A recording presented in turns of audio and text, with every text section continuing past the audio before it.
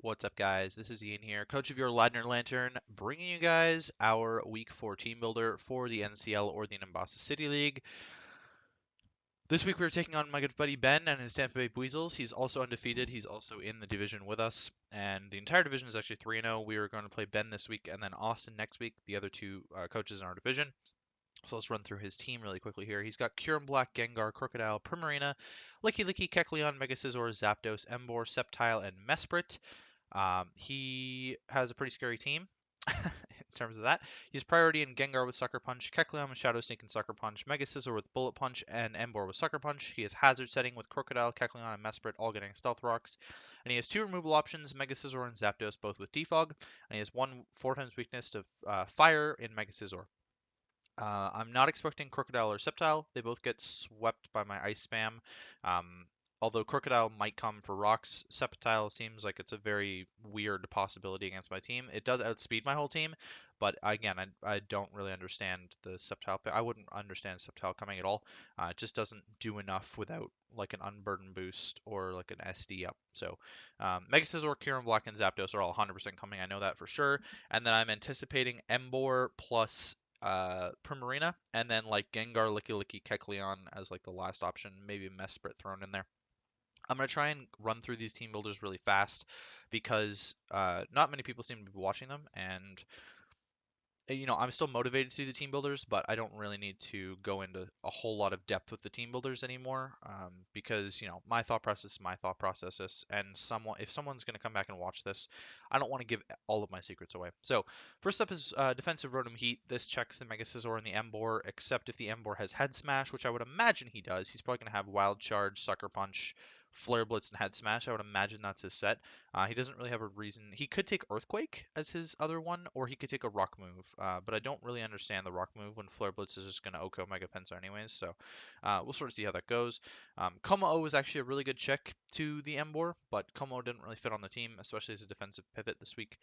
Volt Switch, Overheat, Defog, Pain Split. Volt Switch for obvious reasons. Overheat to hit the Mega Scizor super effectively. Defog to get rid of those pesky rocks with my rock weak team. Pain Split to get some recovery back. Fully defensive with a little bit of special attack. Next up is Denny. We actually dropped a barrel for Sunfisk. I needed a ground type on the team to stop electric spam, and so this can kind of stop Zapdos from 100% destroying my team. Otherwise, I kind of just got 6-0'd by Zapdos. Static to get some paras off. Discharge, Stealth Rock, Pain Split, Toxic. Discharge for more paras, Stealth Rocks, because his team is actually relatively weak to Stealth Rocks. His only resistance being the Crocodile. Actually, my team is relatively weak to Stealth Rocks as well because my only resistance is Como. Actually, no, I picked up Stunfisk now, so I've got two. Toxic to wear things down, especially the Zapdos if it wants to switch in on like an Earth Power or predicted Earth Power or something, or a Stealth Rock for him to defog it away. I'd rather Toxic him. Fully physically defensive with a little bit of Spadef. Next up is Penny, our especially defensive wall this week with Wish, Toxic, Hyper Voice, and HP Fire. HP Fire to hit the Mega Scizor if it's switching in on a predicted Hyper Voice. Toxic to wear down the Zapdos or any wall. I'm not necessarily set on burning things because I replaced Will-O-Wisp for Defog. Wish to get some recovery back. I'm running fully specially defensive with 4 EVs and speed. This lets us outrun Primarina if he's running no speed all the time. Next up is Thanos or Mega Pinsir. Hypercutter is there for a good reason. He's got an Intimidator and Crocodile, and I don't want my attack lowered. So return Quick Attack, Toxic, Close Combat. Toxic was originally Stone Edge to hit the Zapdos, but now it's Toxic because Zapdos is 100% going to be switching all the time. I would imagine his Zapdos is going to be fully physically defensive with a Rocky Helmet, because otherwise he doesn't have a Mega Pinsir check. So once Zapdos is gone, Mega Pinsir kind of cleans house against his team, and I like that a lot. Quick Attack is doing like 70 to 83% to an offensive Emboar, and it's also cleaning up a lot of stuff potentially late game. Like Gengar has a really frail physical defense stat, so Quick Attack's gonna be able to pick that off from pretty high range. Same with the Primarina. Potentially, although the Primarina is pretty much never going to be faster than me unless he's Scarf. Sceptile is just going to die to whatever hit as well, so that's kind of there. Close Combat's there to hit the Kyurem Black and the Licky Licky and the Kecleon potentially. Potentially also the Crocodile. That's kind of what that's there for. 216 speed Jolly lets us outrun the Zapdos. Max attack with the rest of HP. Next up's Mew. We're bringing a Scarf Mew with Psychic, Aura Sphere, Flamethrower, and Volt Switch. Volt Switch is there for just pivoting options. U-turn was an option, but I decided to go with Volt Switch instead. Psychic hits his team really well. Aura Sphere is there for the Crocodile, the Licky Licky, Kieran Black, and the Kecleon potentially. Flamethrower is there for the Mega Scizor. Running enough speed to outrun the Zapdos again.